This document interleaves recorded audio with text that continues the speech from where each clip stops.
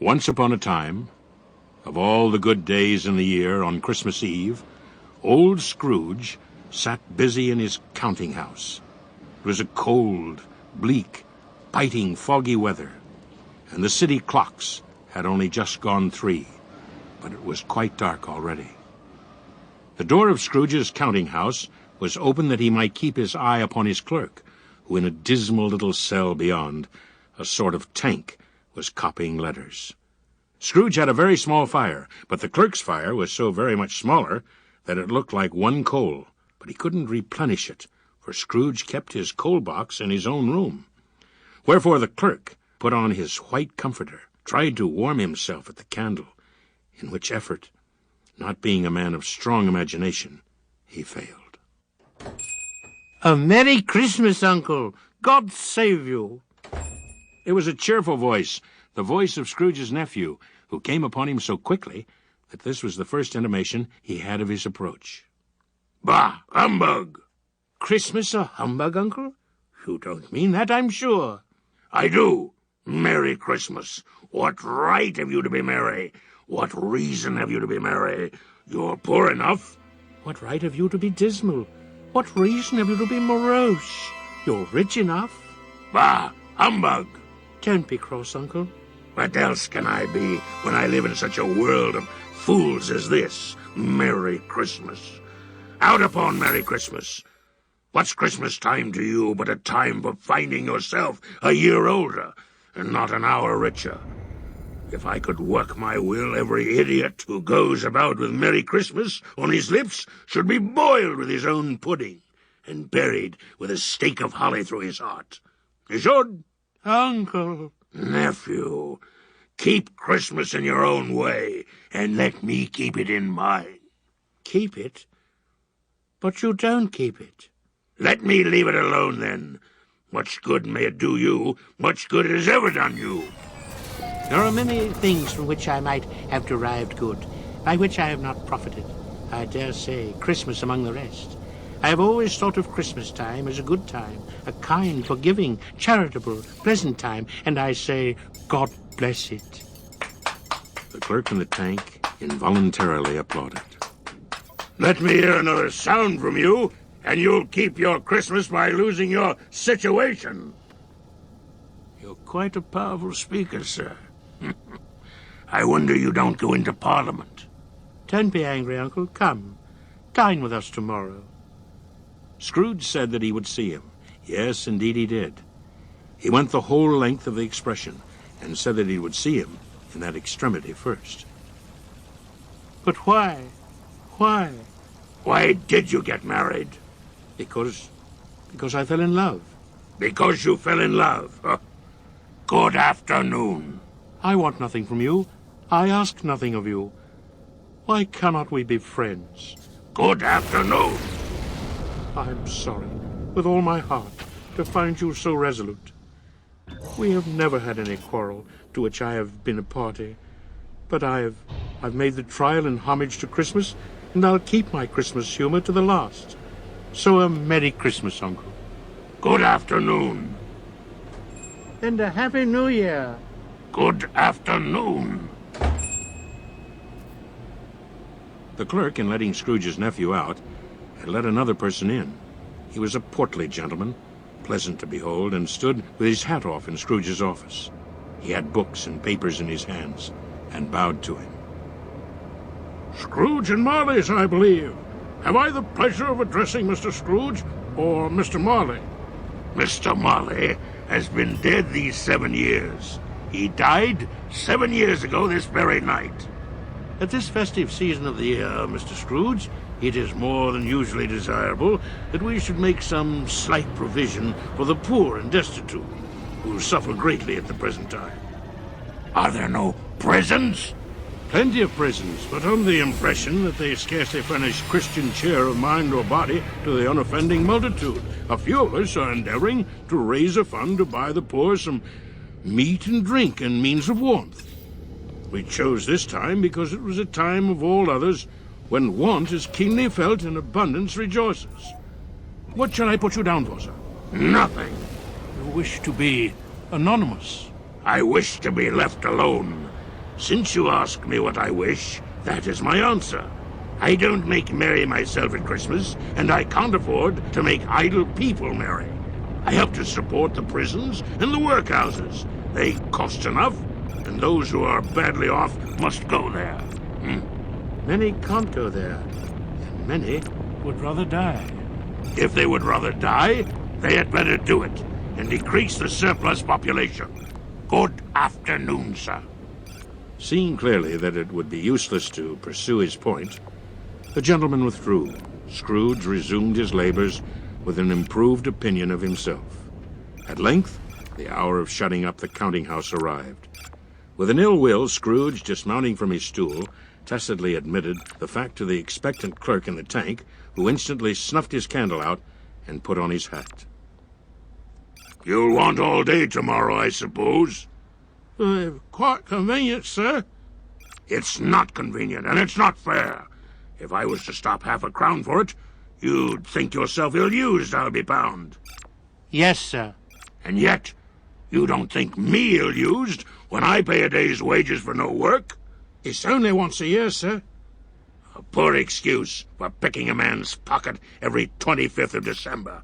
But I suppose you must have the whole day. Be here all the earlier next morning. The clerk promised he would, and Scrooge walked out with a growl. The clerk, in honor of its being Christmas Eve, ran home as hard as he could to play at blindman's buff.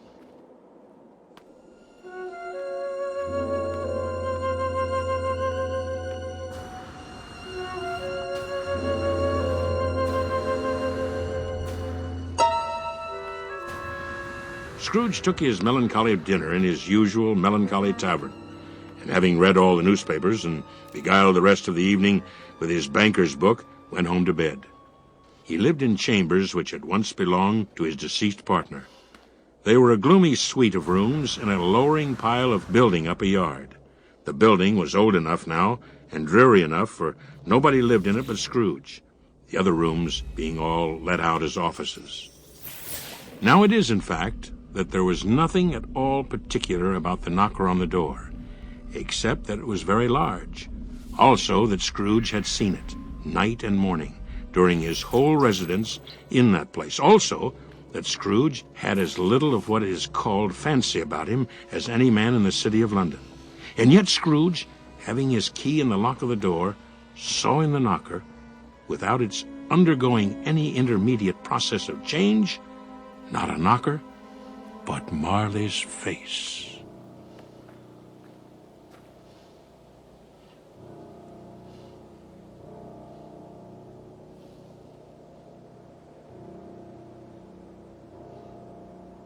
Marley's face, with a dismal light about it, like a bad lobster in a dark cellar.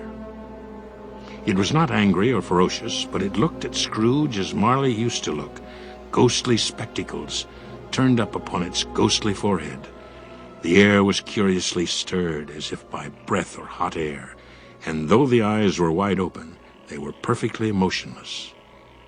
As Scrooge looked fixedly at this phenomenon, it was a knocker again. He said, "Pooh, pooh," and closed the door with a bang. The sound resounded through the house like thunder. Every room above and every cask in the wine merchant's cellars below appeared to have a separate peal of echoes of its own. Scrooge was not a man to be frightened by echoes. He fastened the door and walked across the hall and up the stairs, slowly, too, trimming his candle as he went. Darkness is cheap, and Scrooge liked it. But before he shut his heavy door, he walked through his rooms to see that all was right. Quite satisfied, he double-locked himself in, which was not his custom. Thus secured against surprise, he put on his dressing gown and slippers and his nightcap and sat down before the very low fire to take his gruel. As he threw his head back in the chair, his glance happened to rest upon a bell, a disused bell that hung in the room and communicated, for some purpose now forgotten, with a chamber in the highest story of the building. It was with great astonishment and with a strange, inexplicable dread that as he looked, he saw this bell begin to swing. Soon it rang out loudly, and so did every bell in the house.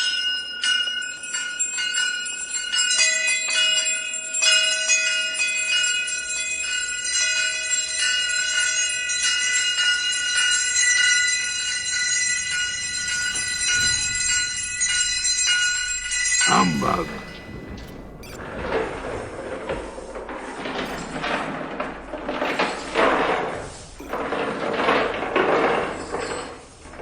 This was succeeded by a clanking noise, deep down below, as if some person were dragging a heavy chain over the casks in the wine merchant's cellar.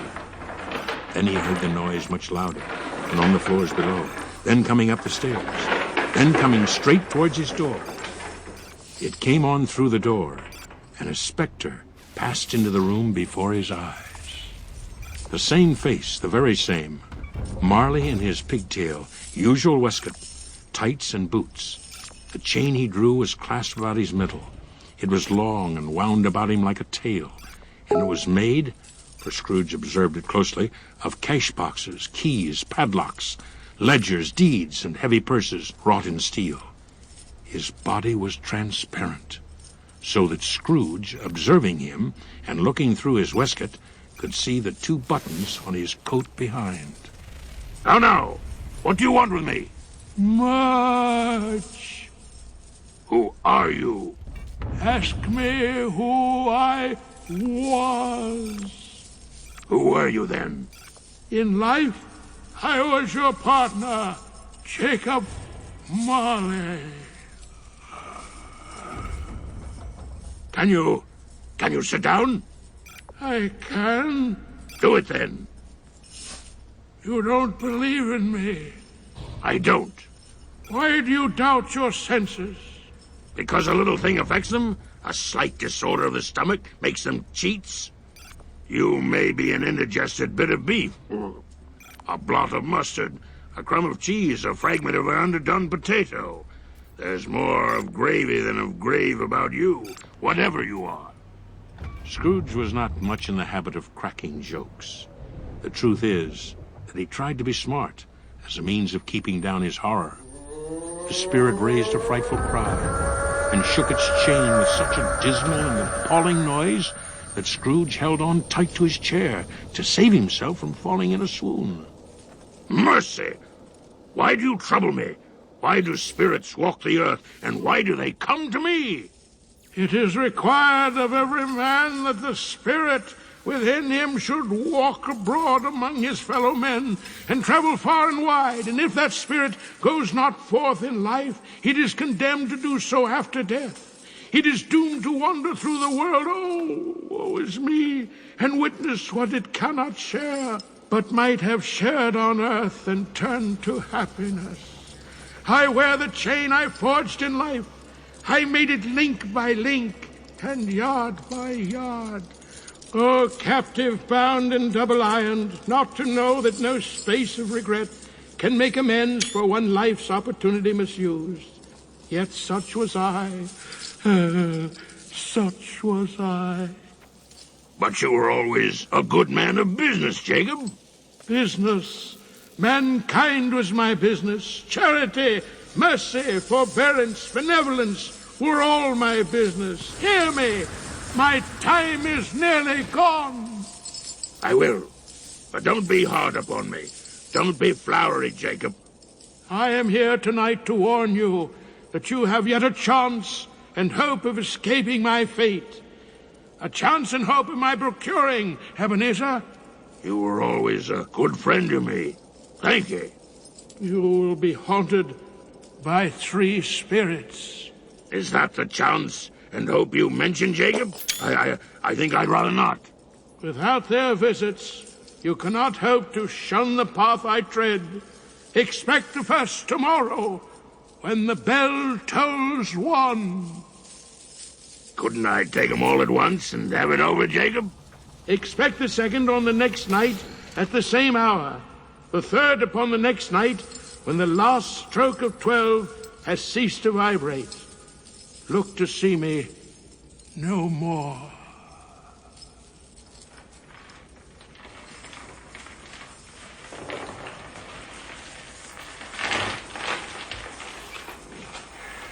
The apparition walked backward, and at every step it took, the window raised itself a little, so that when the spectre reached it, it was wide open.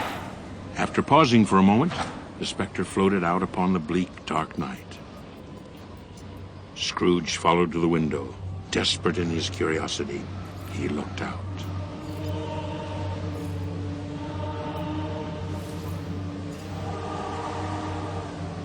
The air filled with phantoms, wandering hither and thither in restless haste, and moaning as they went. Every one of them wore chains like Marley's ghost. Scrooge closed the window and examined the door by which the ghost had entered. It was double-locked, as he had locked it with his own hands, and the bolts were undisturbed. Scrooge tried to say humbug, but stopped at the first syllable. And being much in need of repose, he went straight to bed, without undressing, and fell asleep on the instant.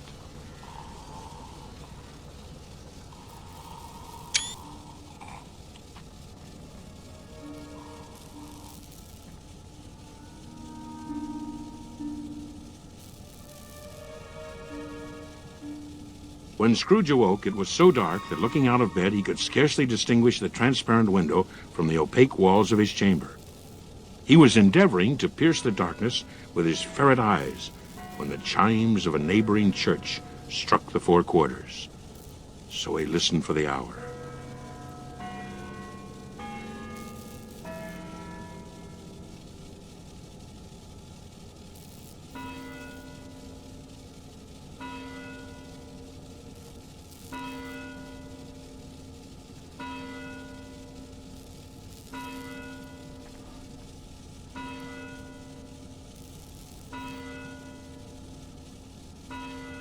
To his great astonishment, the heavy bell went on from 6 to 7, and from 7 to 8, and regularly up to 12, and then stopped.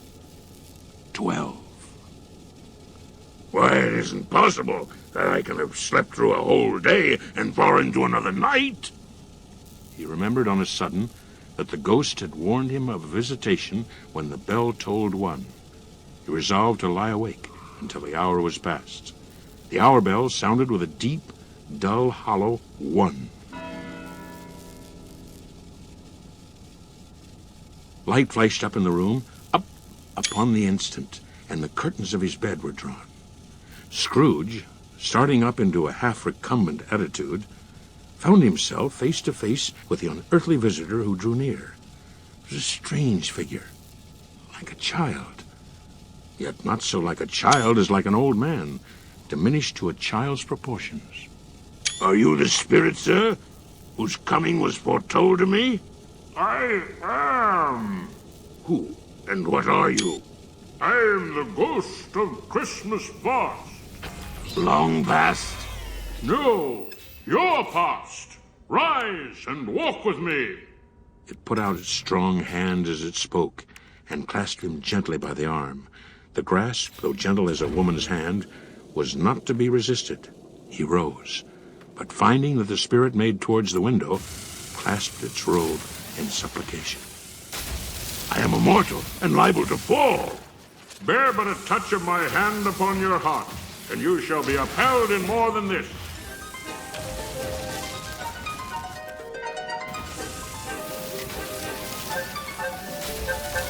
As the words were spoken, they passed through the wall and stood upon an open country road with fields on either hand.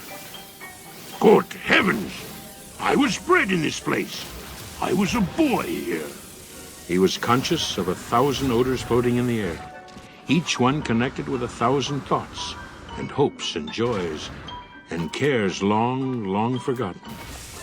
Your lip is trembling, and what is that upon your cheek? It is nothing. Lead me where you will. You recollect the way? Remember it. I could walk it blindfolded. Some shaggy ponies now were seen trotting towards them with boys upon their backs, who called to other boys in country gigs and carts, driven by farmers. All these boys were in great spirits and shouted to each other until the broad fields were so full of merry music that the crisp air laughed to hear it.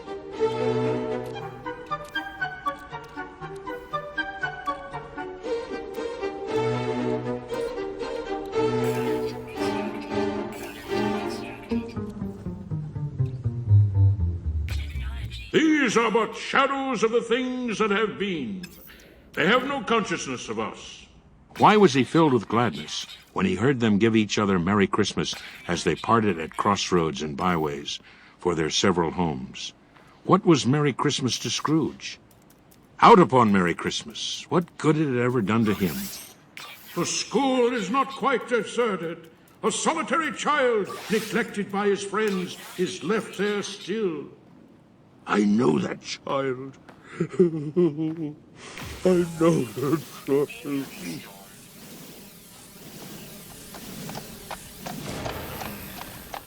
They now stood in the busy thoroughfares of a city. It was made plain enough by the dressing of the shops that here, too, it was Christmas time. The ghost stepped at a certain warehouse door and asked Scrooge if he knew it. Know it? I was apprenticed here. They went in. At sight of an old gentleman in a wig, sitting behind such a high desk that if he had been 2 inches taller, he must have knocked his head against the ceiling. Why, it's old Fezziwig. Bless his heart. It's Fezziwig alive again. Yo, Ebenezer, Dick. A living and moving picture of Scrooge's former self. A young man came briskly in, accompanied by his fellow apprentice. Dick Wilkins, to be sure. My old fellow apprentice. Bless him, yes. There he is. He was very much attached to me, was Dick. Poor Dick. Dear, dear, dear. Oh, my boys. No more work tonight. Christmas Eve, Dick. Christmas, Ebenezer. Let's have the shutters up before a man can say Jack Robinson. Clear away, my lads, and let's have lots of room here. Clear away. There was nothing they wouldn't have cleared away or couldn't have cleared away with old Fezziwig looking on. It was done in a minute. Every movable was packed off as if it were dismissed from public life forevermore. The floor was swept and watered. The lamps were trimmed. Fuel was heaped upon the fire.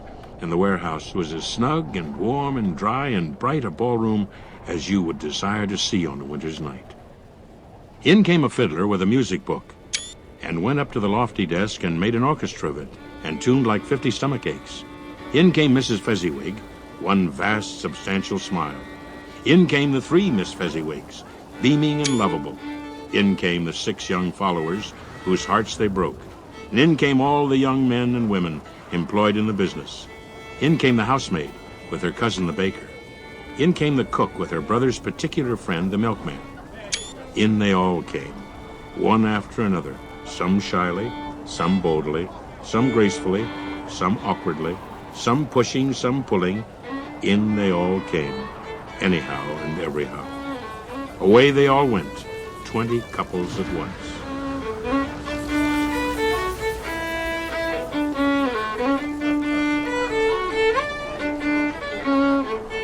There were dances and more dances, and there was cake, and there was a great piece of cold roast, and there was a great piece of cold boiled, and there were mince pies and plenty of beer. But the great effect of the evening came after the roast and boiled, when old Fezziwig stood out to dance with Mrs. Fezziwig. Top couple, too. A positive light appeared to issue from Fezziwig's calves. They shone in every part of the dance. You couldn't have predicted at any given time what would become of them next.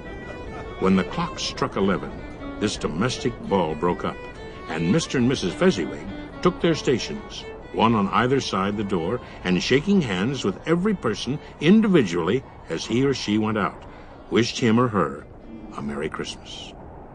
A small matter to make these silly folks so full of gratitude. He has spent but a few pounds of your mortal money, 3 or 4 perhaps. Is that so much that he deserves this praise? It isn't that. It isn't that, Spirit.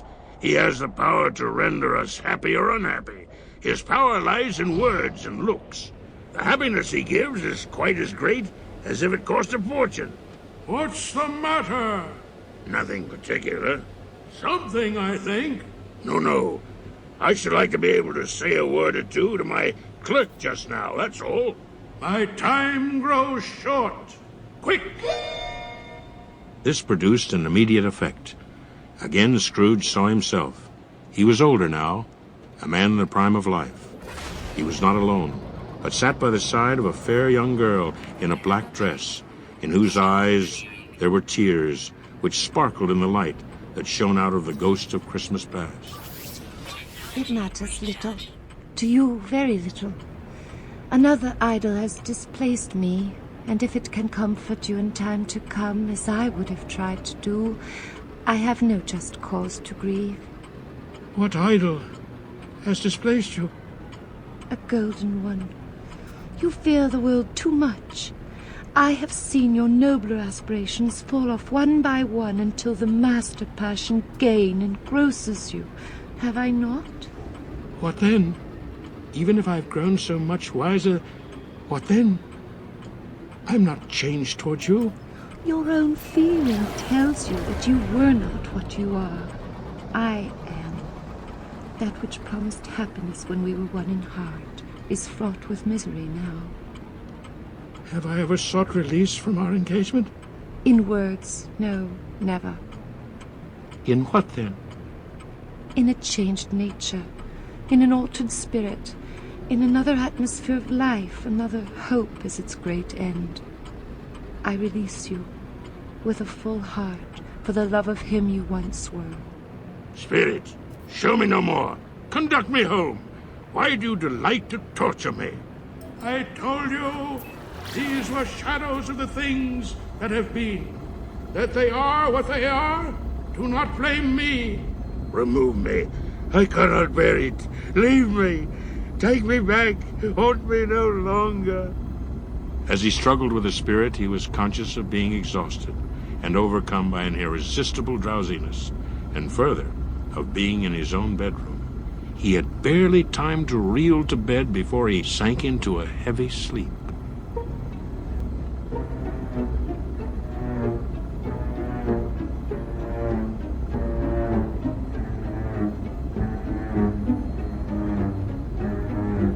Scrooge awoke in his own bedroom.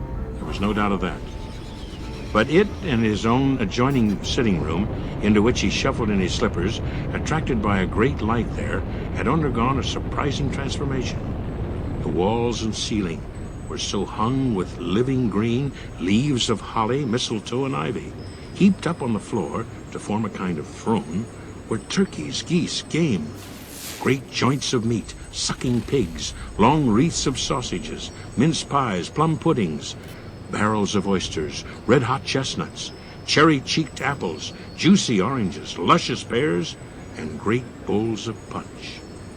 In easy state upon this couch there sat a giant glorious to see, who bore a glowing torch, in shape not unlike Plenty's horn, and who raised it high to shed its light on Scrooge as he came peeping round the door. Come in, and know me better, man. I'm the ghost of Christmas present. Look upon me now. You have never seen the like of me before. Scrooge hung his head before the spirit. He was not the dogged Scrooge he had been, and though the spirit's eyes were clear and kind, he did not like to meet them. Never. I've never walked forth with the younger members of my family. My brothers born in these later years, eh? I'm afraid I have not. Have you had many brothers, Spirit? More than 1,800. Aye! A tremendous family to provide for. Spirit, conduct me where you will.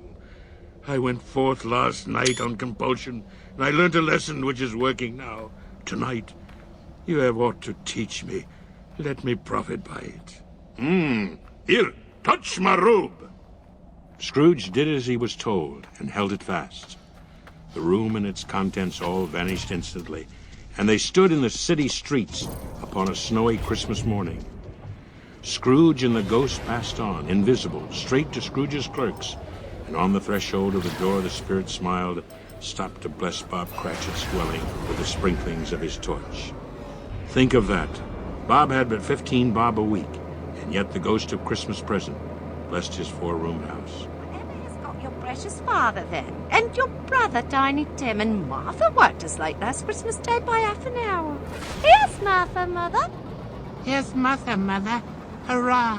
There's such a ghost, Martha. Why, bless your heart alive, my dear, how late you are. Sit you down before the fire and have a warm, Lord bless you. No. There's Father coming. Hide, Martha, hide. So Martha hid herself, and in came little Bob, his threadbare clothes darned up and brushed, and Tiny Tim upon his shoulder. Alas, for Tiny Tim bore a little crutch, and had his limbs supported by an iron frame. What? Where's our Martha? Not coming. Not coming? Not coming upon Christmas Day? Martha didn't like to see him disappointed, if it were only in joke. So she came out prematurely from behind the closet door and ran into his arms, while the two young Cratchits hustled Tiny Tim and bore him off into the washhouse, that he might hear the pudding singing in the copper. And how did little Tim behave? As good as gold and better. Somehow he gets thoughtful sitting by himself so much, and he thinks the strangest things you ever heard. He told me coming home that he hoped the people saw him in the church, because he was a cripple, and it might be pleasant to them to remember upon Christmas Day who made lame beggars walk and blind men see. Then all the Cratchit family drew round the hearth, while the chestnuts on the fire spluttered and crackled noisily. A Merry Christmas to us all, my dears. God bless us. God bless us, everyone. God bless us, everyone. God bless us, everyone. God bless us, everyone. Tiny Tim sat very close to his father's side upon his little stool. Bob held his withered little hand in his, as if he loved the child and dreaded that he might be taken from him. Spirit, tell me if Tiny Tim will live. I see a vacant seat in the poor chimney corner, and a crutch without an owner, carefully preserved. If these shadows remain unaltered by the future, the child will die. Oh no, kind spirit. Say he will be spared. If he be like to die, he had better do it and decrease the surplus population. Scrooge hung his head to hear his own words quoted by the Spirit, and was overcome with penitence and grief. Man, if you be man in heart, forbear that wicked cunt. Will ye decide what men shall live and what men shall die? It may be that in the sight of heaven, you are more worthless and less fit to live than millions like this poor man's child. Mr. Scrooge. I'll give you Mr. Scrooge, the founder of the feast. The founder of the feast, indeed. I wish I had him here. I'd give him a piece of my mind to feast upon, and I hope he'd have a good appetite for it. My dear, Christmas Day. I'll drink his health for your sake and the day's, not for his. Long life to him, Merry Christmas and Happy New Year. He'll be very merry and very happy, I have no doubt. The children drank the toast after her. It was the first of their proceedings which had no heartiness in it. Tiny Tim drank it last of all, but he didn't care twopence for it. Scrooge was the ogre of the family. The mention of his name cast a dark shadow on the party, which was not dispelled for full 5 minutes. But they were happy, grateful, pleased with one another, and contented with the time. And when they faded, Scrooge had his eyes upon them, and especially on Tiny Tim, until the last.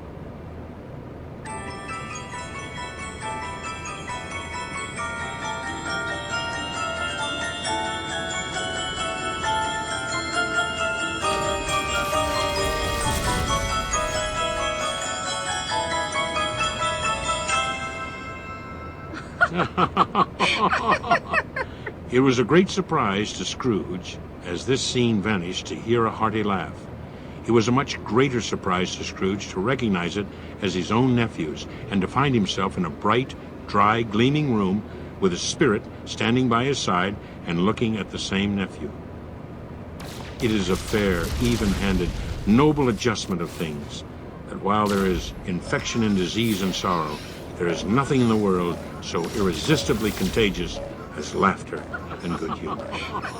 When Scrooge's nephew laughed, Scrooge's niece, by marriage, laughed as heartily as he. He said that Christmas was a humbug, and as I live. He believed it too. He's a comical old fellow. That's the truth, and not so pleasant as he might be. However, his offenses carry their own punishment, and I have nothing to say against him. Well, I'm sure he is very rich, Fred. At least you always tell me so. What of that, my dear? His wealth is of no use to him. He doesn't do any good with it. I mean, he doesn't make himself comfortable with it. I have no patience with him. Oh, I have. I'm sorry for him. I couldn't be angry with him if I tried. Who suffers by his ill whims? Himself, always. Here he takes into his head to dislike us, and he won't come and dine with us? What's the consequence? He's given us plenty of merriment, I'm sure, and it would be ungrateful not to drink his health. Come on now. A Merry Christmas and a Happy New Year to the old man, whatever he is. He wouldn't take it from me, but may he have it nevertheless. Uncle Scrooge. Uncle Scrooge had imperceptibly become so gay and light of heart that he would have drunk to the unconscious company in an inaudible speech.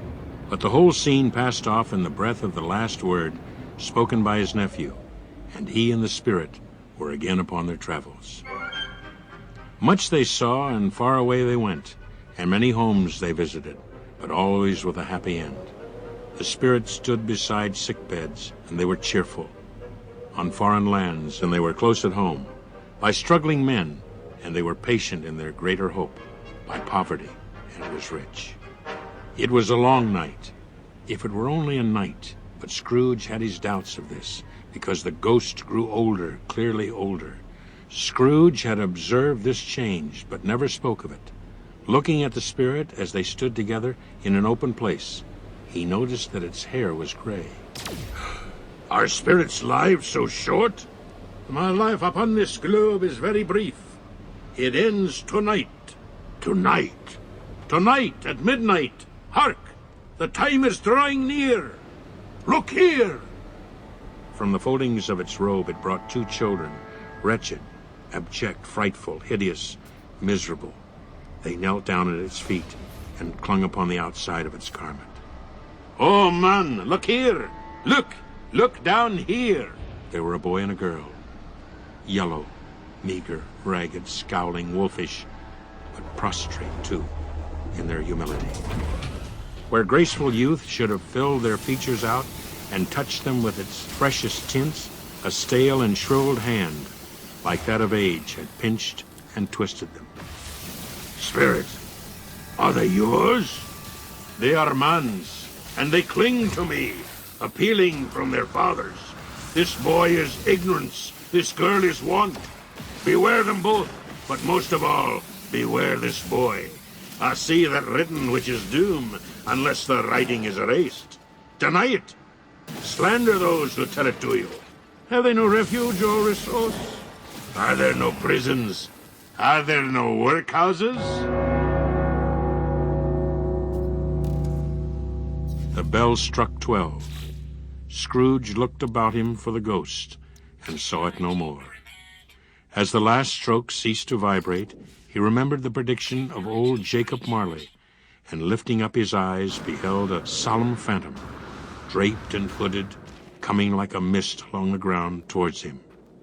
The phantom slowly, gravely, silently approached. When it came near him, Scrooge bent down upon his knee, for in the air through which the spirit moved, it seemed to scatter gloom and mystery.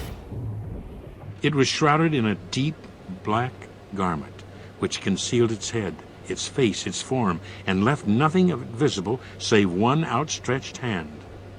He knew no more, for the spirit neither spoke nor moved. I am in the presence of the ghost of Christmas yet to come? Ghost of the future?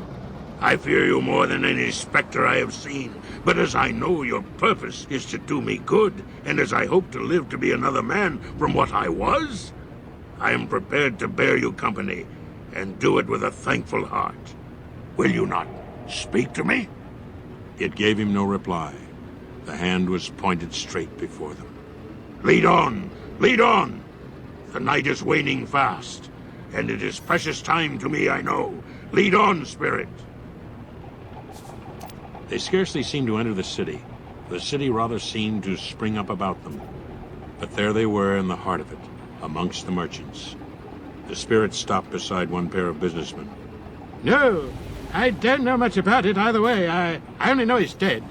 When did he die? Last night, I believe. Why, what was the matter with him? I thought he'd never die. God knows. What has he done with his money? He hasn't left it to me. That's all I know. It's likely to be a very cheap funeral, for upon my life I don't know of anybody to go to it. Suppose we make up a party and volunteer, eh? I don't mind going if a lunch is provided. Spirit, I see. The case of this unhappy man might be my own. My life tends that way now, yes? Merciful heaven, what is this? The scene had changed, and now he almost touched a bare curtained bed. A pale light, rising in the outer air, fell straight upon this bed, and on it, unwatched, unwept, uncared for, was the body of this unknown man. The ghost conducted him to poor Bob Cratchit's house, the dwelling he had visited before, and found the mother and the children seated around the fire. Quiet, very quiet. The noisy little Cratchits were as still as statues. The mother and her daughters were engaged in needlework. Sunday. You went today then, Robert? Yes, my dear. I wish you could have gone. It would have done you good to see how green a place it is. But you'll see it often. I promised him that I would walk there on Sunday. My little child. My little child. Spectre, something informs me that our parting moment is at hand. I know it, but I know not how. Tell me what man that was, with the covered face, whom we saw lying dead, eh? The ghost of Christmas yet to come conveyed him to a dismal, wretched, ruinous churchyard. The spirit stood among the graves and pointed down to one. Before I draw near to that stone to which you point, answer me one question. Are these the shadows of the things that will be, or are they shadows of things that may be on? Still the ghost pointed downward to the grave by which it stood. Men's courses will foreshadow certain ends, to which, if persevered in, they must lead. But if the courses be departed from, the ends will change. Say it is thus with what you show me. The spirit was immovable as ever. Scrooge crept towards it, trembling as he went, and following the finger, read upon the stone of the neglected grave his own name, Ebenezer Scrooge. Oh, no, Spirit. No. Spirit, hear me. I'm not the man I was. I will not be the man I must have been. Why show me this, if I am past all hope? I will honor Christmas in my heart and try to keep it all the year. I will live in the past, the present, and the future. I will not shut out the lessons that they teach. Oh, tell me. I may sponge away the writing on this stone. Holding up his hands in a last prayer to have his fate reversed, he saw an alteration in the phantom's hood and dress. It shrunk, collapsed, and dwindled down into a bedpost. Yes, and the bedpost was his own. The bed was his own, and the room was all his own. Best and happiest of all, the time before him was his own, to make amends in. Oh, Jacob Marley, heaven and the Christmas time be praised for this. I say it on my knees. Oh, Jacob, on my knees. I'm here. The shadows of the things that would have been may be dispelled. They will be. I know they will. I don't know what to do. I'm as light as a feather. I'm as happy as an angel. I'm as merry as a schoolboy. I'm as giddy as a drunken man. A Merry Christmas to everybody. A Happy New Year to all the world. Running to the window, he opened it and put out his head. No fog, no mist, no night. Clear, bright, stirring, golden day. What's today? Aye? What's today, my fine fellow? Why, Christmas Day, sir. It's Christmas Day. I haven't missed it. Hello, my fine fellow. Hello. Do you know the poulterers in the next street but one at the corner? I should have a did. An intelligent boy, a remarkable boy. Do you know whether they've sold the prize turkey that was hanging up there? Not the little prize turkey, the big one. What? The one as big as me? What a delightful boy. It's a pleasure to talk to him. Yes, my buck. It's hanging there now. It is? Go and buy it. Go and buy it and tell him to bring it here, that I may give them the direction where to take it. Come back with the man, and I'll give you a shilling. Come back with him in less than 5 minutes, and I'll give you a half a crown. I'll send it to Bob Cratchit's, of course. He shan't know who sends it. It's twice the size of Tiny Tim. The chuckle with which he said this, and the chuckle with which he paid for the turkey, and the chuckle with which he paid for the cab, and the chuckle with which he recompensed the boy, were only to be exceeded by the chuckle with which he sat down breathless in his chair again and chuckled till he cried. Scrooge dressed himself all in his best, and at last got out into the streets. The people were by this time pouring forth. Scrooge regarded everyone with a delighted smile. He looked so irresistibly pleasant, in a word, that 3 or 4 good-humored fellows said, "Good morning, sir. A Merry Christmas to..." And Scrooge said often afterwards that of all the blithe sounds he had heard every year, those were the blithest in his ears. He went to church, and walked about the streets, and watched the people hurrying to and fro, and patted children on the head, and questioned beggars, and looked down into the kitchens of houses, and up to the windows, and found that everything could yield him pleasure. In the afternoon, he turned his steps towards his nephew's house. Fred! Oh, why, bless my soul. Who's that? It's I, your Uncle Scrooge. I've come to dinner. Will you let me in, Fred? Let him in. It is a mercy he didn't shake his arm off. He was at home in 5 minutes. Nothing could be heartier. His niece looked just the same. So did everyone. Wonderful party, wonderful games, wonderful unanimity, wonderful happiness.